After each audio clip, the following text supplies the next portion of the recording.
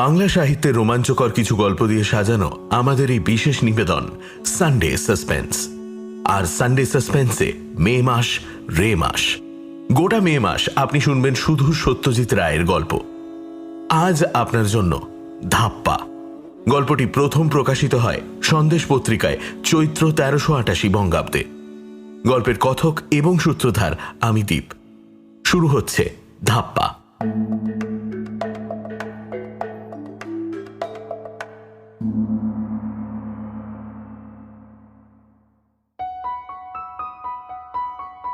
Charles বেকম্যানের history of magic আপনার ক volume ছিল? সমরেশ ব্রহ্ম ইন্টারন্যাশনাল ম্যাজিক সার্কেলের চিঠির উত্তরে সইটা করে মুখ তুলে চাইল মহিমের দিকে। তার বন্ধু অধ্যাপক রনেন সেনগুপ্তর ছেলে মহিম সবে লাইব্রেরিয়ানশিপ পাশ করেছে। সে নিজেই আগ্রহ করে তার সমরেশ কাকার ২৫০০ অগোছালো বইগুলোকে বিষয় অনুযায়ী ভাগ করে গুছিয়ে শেলফে রেখে তাদের একটা তালিকা করে দেবার ভার নিয়েছে। কেন 2 ভলিউম? মাত্র একটাই পাচ্ছি, সেকেন্ডটা? সে কি ভালো করে দেখেছো? হ্যাঁ। আশ্চর্য, সেটটা কানা হয়ে গেল। ও বই যে আর পয়সা দিলেও পাওয়া যায় না। সমরেশ ব্রহ্মের বইয়ের নেশা সেই কলেজ থেকেই, ২৫ বছর আগের কথা। ইতিহাসের ছাত্র ছিল সে, তবে তার বাইরেও অনেক বিষয়ে বইয়ের প্রতি তার আকর্ষণ ছিল, যেমন ভ্রমণ কাহিনী, শিকার কাহিনী, প্রত্নতত্ত্ব, অ্যানাটমি আর ম্যাজিক। ম্যাজিক ছিল প্রথমে সমরেশের হবি, তারপর ক্রমে সেটা নেশায় দাঁড়ায়। বাপ ছিলেন কলকাতার নামকরা ব্যারিস্টার আদিনাথ ব্রহ্ম। ছেলেও বিলেতে গিয়ে ব্যারিস্টারি পাশ করে আসে এমন একটা ইচ্ছে বাপের ছিল, এবং সেই ইচ্ছে অনুযায়ী সমরেশ গিয়েও ছিল বিলেতে। কিন্তু কেমব্রিজের ট্রিনিটি কলেজে ৩ মাস পড়ার পর জাদুকর মার্কাস সিলভারস্টোনের সঙ্গে আলাপ হয়ে পড়াশোনা শিখে উঠল। সমরেশ তার বাপকে জানালো সে ব্যারিস্টারি পড়বে না, তার শখ চেপেছে ম্যাজিশিয়ান হবার। অনুরোধটা যাতে আরো জোরদার হয় সেই উদ্দেশ্যে নিজের চিঠির সঙ্গে সিলভারস্টোনের একটা চিঠিও সে পুরে দিল খামের মধ্যে। সিলভারস্টোন লিখেছে আদিনাথ ব্রহ্মকে, তোমার ছেলের বন্ধু হিসেবেই তোমাকে লিখছি। Samaresh is wonderfully clever with his hands. ঐন্দ্রজালিক হিসেবে তার উজ্জ্বল ভবিষ্যৎ আছে বলে আমি মনে করি। এক্ষেত্রে যে কোনো সাধারণ বাপই হয়তো মর্মাহত হতেন, না হয় মারমুখ হতেন, কিন্তু আদিনাথ ছিলেন সাধারণের বাইরে। তিনি ছেলেকে লিখলেন, তোর স্বাধীনতায় আমি হস্তক্ষেপ করতে চাই না। তোর মধ্যে যদি কোনো বিশেষ ক্ষমতা থেকে থাকে তাহলে সেটা স্ফুরণ হোক, সেটাই আমার কাম্য। লন্ডনে যদি ম্যাজিক শেখার সুযোগ থাকে তাহলে তার জন্য কি খরচ পড়বে সেটা আমাকে জানাতে দ্বিধা করিস না, আমি টাকা পাঠিয়ে দেব। সমরেশ কিন্তু আর লন্ডনে থাকেনি। ২ মাসের মধ্যে দেশে ফিরে আসে এবং বাড়িতেই ম্যাজিক অভ্যেস শুরু করে। তখন তার বয়স ২২। ২৫ বছর বয়সে সে প্রথম মঞ্চে ম্যাজিক দেখায়। সেটা অবশ্যই একক প্রদর্শনী, শুধু হাত সাফাইয়ের খেলা। তা সত্ত্বেও তরুণ জাদুকরের আশ্চর্য দক্ষতার প্রচুর তারিফ করে দৈনিক কাগজের সমালোচকরা। ৩২ বছর বয়সে ৭ জন সহকর্মী ও স্টেজ ইলিউশনের যাবতীয় সরঞ্জাম নিয়ে মঞ্চে আত্মপ্রকাশ করেন ব্রাহ্মা দ্য গ্রেট। শো এর শেষে দর্শকের তুমুল করধ্বনিতে হলে প্রথম সারিতে বসা আদিনাথ ব্রহ্মের বুক গর্বে ১০ হাত হয়ে যায়।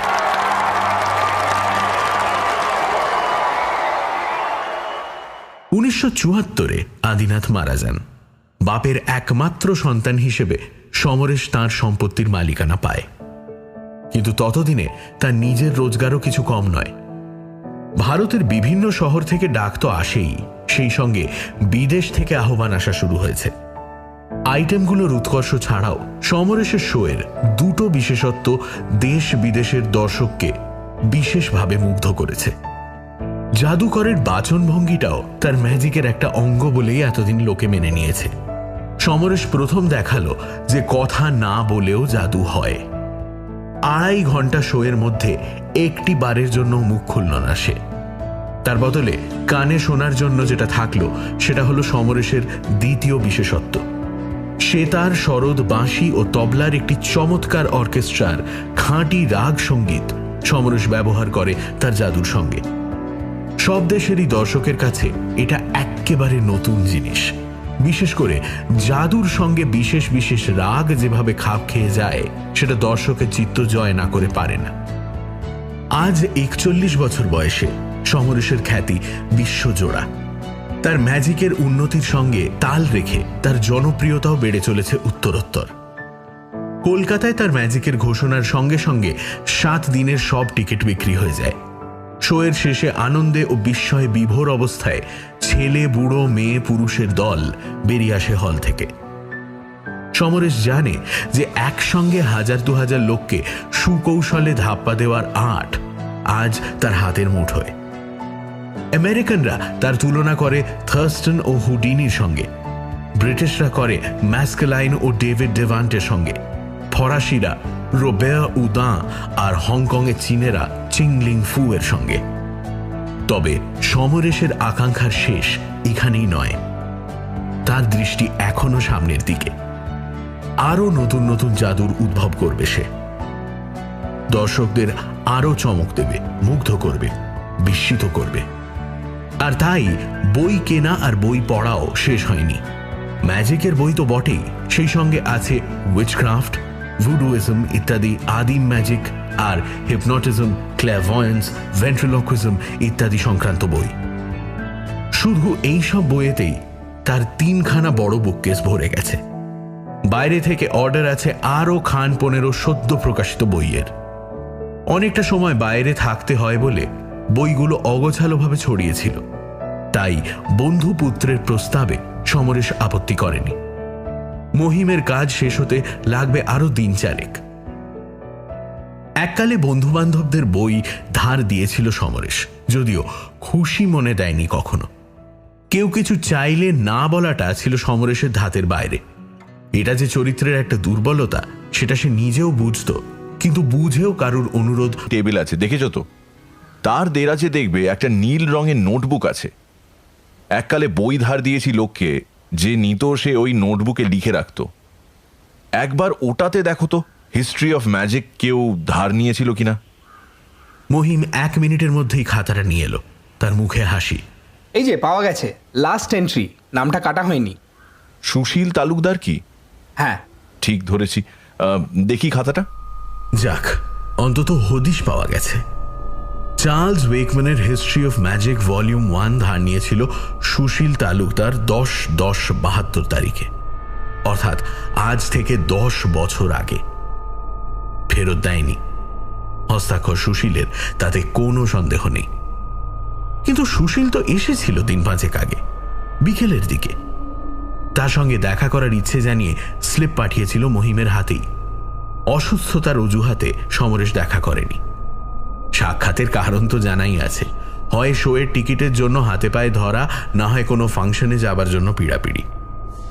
এককালে প্যান্ডেলে ম্যাজিক দেখিয়েছে বই কি সমরেশ, কিন্তু এখন যে সমরেশ আর সে সমরেশ নেই, সে কথাটা অনেকেই ভুলে যায়। আর টিকিটের জন্য আবদার জিনিসটা তো বাঙালিদের মজ্জাগত। ফুটবলের টিকিট, ক্রিকেটের টিকিট, থিয়েটারের টিকিট, গান বাজনার টিকিট, ম্যাজিকের টিকিট, এর আর শেষ নেই। লাইনে দাঁড়িয়ে টিকিট কিনতে হবে ভাবলেই গায়ে জ্বর আসে। যদি আসল লোকের কাছে চাইলে পাওয়া যায়, তাহলে মিথ্যে হাঙ্গাম কেন? যত সব কুঁড়ের দল। অথচ না দিলে বলবে ব্রাহ্মা দ্য গ্রেটের ভারী দেমাক হয়েছে, নইলে পুরনো আলাপিদের এইভাবে নিরাশ করে। এ ভদ্রলোক তো এসেছিলেন সেদিন। হ্যাঁ, নির্ঘাত কোনো ফেভার চাইতে। সঙ্গে করে বইটা নিয়ে এলেই হতো, কিন্তু তা করবে না। তখনকার দিনে 250 টাকা দাম ছিল সেটটার, বহুদিন আউট অফ প্রিন্ট। আজকের দিনে নতুন করে ছাপলে কম করে 1000 টাকা দাম হবে। সমরেশ কথা থামিয়ে ভুরু কুঞ্চিত করল, তারপর বলল, কিরকম দেখলে ভদ্রলোককে? আমার সঙ্গে কলেজে পড়তো, বহুকাল দেখা নেই। রোগা, আধ পাকা চুল, ঘন ভুরু, চোখ দুটো তীক্ষ্ণ। আমি বললাম আপনি এ সময় দেখা করেন না, তাও জোর করে আমাকে দিয়ে স্লিপ পাঠালেন। বললেন ওর নাম শুনলে নাকি আপনি দেখা করতে পারেন। সুশীল তালুকদারকে ম্যাজিকের বইটা ধার দেবার স্মৃতি সমরেশের মন থেকে একেবারে মুছে গেছে। কি মূর্খই ছিল সে নিজে 10 বছর আগে, নইলে এমন বই কেউ ধার দেয়? তখনও পর্যন্ত সুশীলের ম্যাজিক সম্বন্ধে বেশ আগ্রহ ছিল, সেটা সমরেশের মনে আছে। হাত সাফাইটা বেশ ভালো পারত, তবে ধৈর্য বা অধ্যবসায় কোনোটাই ছিল না। তাছাড়া অবশ্যই সমরেশের মতো ধনী বাপও ছিল না, তাই ম্যাজিকটাকে পেশা হিসেবে নেবার প্রশ্ন সুশীলের ক্ষেত্রে ওঠেনি। সেই লোকের কাছে আজ 10 বছর থেকে পড়ে আছে সমরেশের সংগ্রহের সবচেয়ে মূল্যবান 2টি বইয়ের একটি। ভরসা এই যে জানা যখন গেছে তখন ফেরত পাওয়ার একটা উপায় হবে নিশ্চয়ই।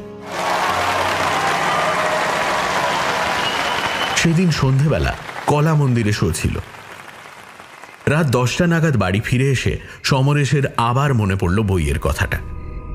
বছর 12 আগে প্রথম কিনে বই দুটো সুশীলকে দেখিয়েছিল, সেটাও মনে পড়ল। সুশীলের মন্তব্যটাও মনে পড়ল, জাদুবিদ্যার ইতিহাসে একদিন তোমারও নাম লেখা হবে সমরেশ। সুশীলের অবস্থা তেমন সচ্ছল নয়, সেটা সমরেশ জানে। সে বিয়ে করেছিল বেশ অল্প বয়সে, 2টি মেয়েও হয়েছিল। একটির অন্নপ্রাশনে সমরেশ নেমন্তন্ন খেয়েছিল। ইতিমধ্যে আরও সন্তান হয়ে থাকতে পারে, এমন মানুষের টাকার টানাটানি আশ্চর্য কিছু নয়।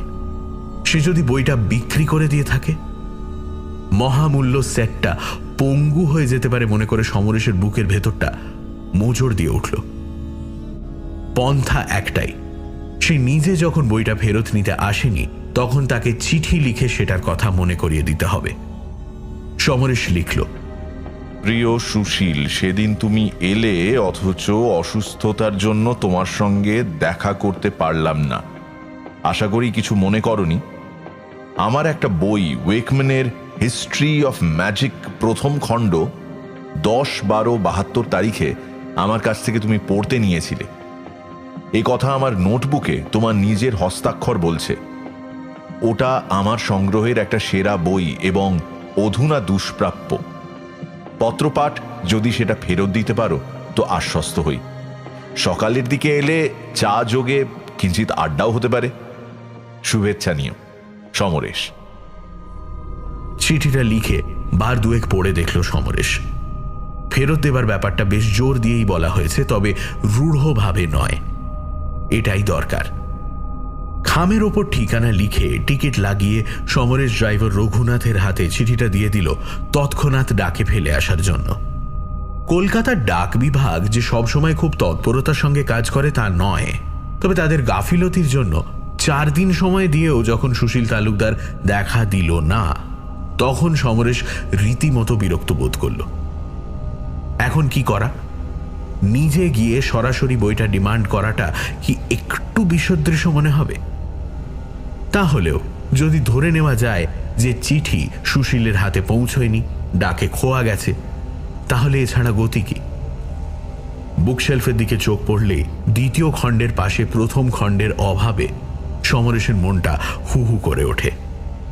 বইয়ের নেশা এমনই জিনিস, ওটা উদ্ধার না করা অবধি শান্তি নেই। 7-এর 3 মাধব লেনে থাকে সুশীল তালুকদার। রবিবার সকালে গেলে তাকে বাড়িতে পাওয়ার সম্ভাবনাটা বেশি, তাই সেটাই করল সমরেশ। 9টার সময় সুশীলের কলিং বেলে তার হাত পড়ল। মাধব লেনে এ সময় লোক চলাচল যথেষ্ট। সমরেশ কোনো জনপ্রিয় ফিল্ম স্টার হলে আর রক্ষা ছিল না, কিন্তু এমনি দেখে তাকে ব্রাহ্মা দ্য গ্রেট বলে চেনার উপায় নেই। স্টেজে সে গোঁফ ও ফ্রেঞ্চ কাট দাড়ি ব্যবহার করে এবং নিজের আসল চেহারা কাগজে ছাপতে দেওয়ায় তার নিষেধ আছে। কাকে চাই? দরজা খুলেছে একটি চাকর। সুশীল বাবু আছেন কি? হ্যাঁ, আগে হ্যাঁ। কি নাম বলবো? বলো সমরেশ বাবু দেখা করতে এসেছেন। চাকর তাকে বসতে বলে ভেতরে চলে গেল বাবুকে ডাকতে। দরজার পিছনে বৈঠকখানায় ছড়ানো রয়েছে গোটা 4 সাধারণ সোফা ও চেয়ার, মাঝখানে একটা গোল কাশ্মীরি কাঠের টেবিল, একপাশে একটা ছোট বইয়ের আলমারির মাথায় একটা ওয়ার্ড পড়ানো রেডিও, দেওয়ালে গোটা 3 ছবি ও 2 রকম ক্যালেন্ডার। সমরেশকে বসার সঙ্গে সঙ্গেই আবার উঠতে হলো। চোখ কপালে তুলে পর্দা ফাঁক করে হাসি মুখে ঘরে ঢুকেছে তার কলেজের সহপাঠী সুশীল তালুকদার। কি সর্বনাশ, এ কি সৌভাগ্য আমার! হ্যাঁ, কোন দিকে সূর্য উঠল ভায়া? আমার চিঠিটা পাওনি বোধ হয়। পেয়েছি বই কি? তাহলে? সমরেশ হতভম্ব। সুশীল বসেছে তার মুখোমুখি সোফায়। ব্যাপার কি জানো, বইয়ের প্রতি তোমার যে কি দুর্বার আকর্ষণ সে তো জানি, আর সেদিন তো গিয়ে দেখলুম আরো কত বেড়েছে তোমার সংগ্রহ।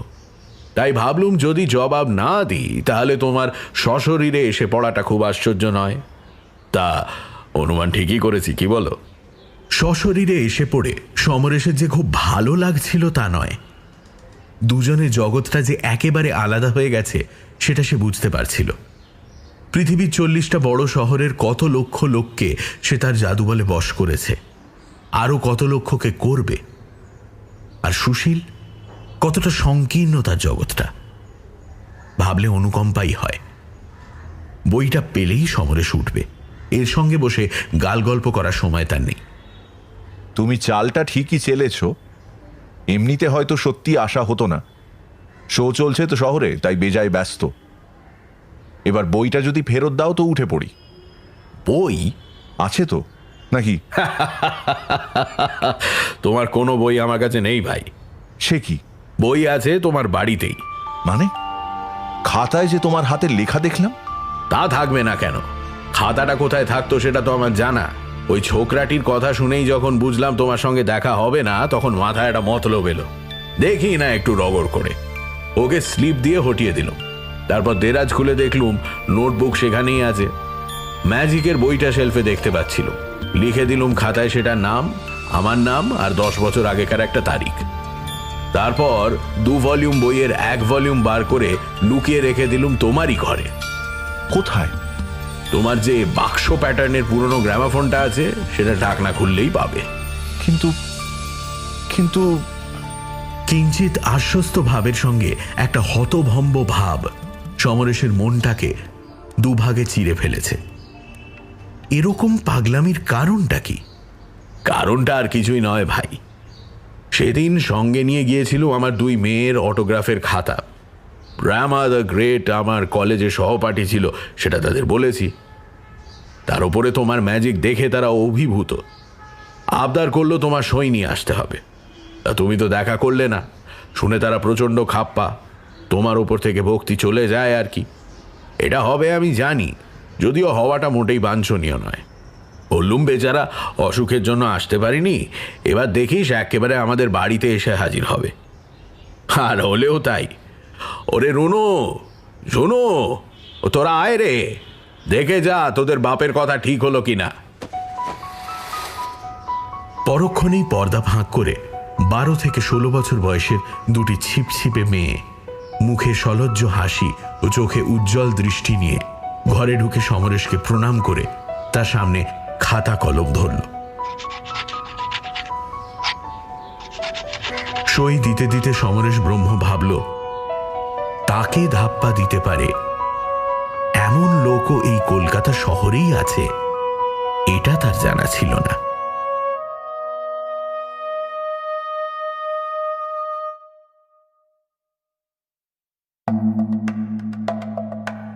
সানডে সাসপেন্সে আজ শুনলেন সত্যজিৎ রায়ের ধাপ্পা। সমরেশের চরিত্রে মীর, মহিমের চরিত্রে সোমক। অন্যান্য চরিত্রে গল্প পাঠে, গল্পের সূত্রধার এবং পর্ব পরিচালনায় আমি দীপ। ধ্বনি পরিকল্পনা শুভদীপ। Poster design asterisk. শেষ হলো ধাপ্পা।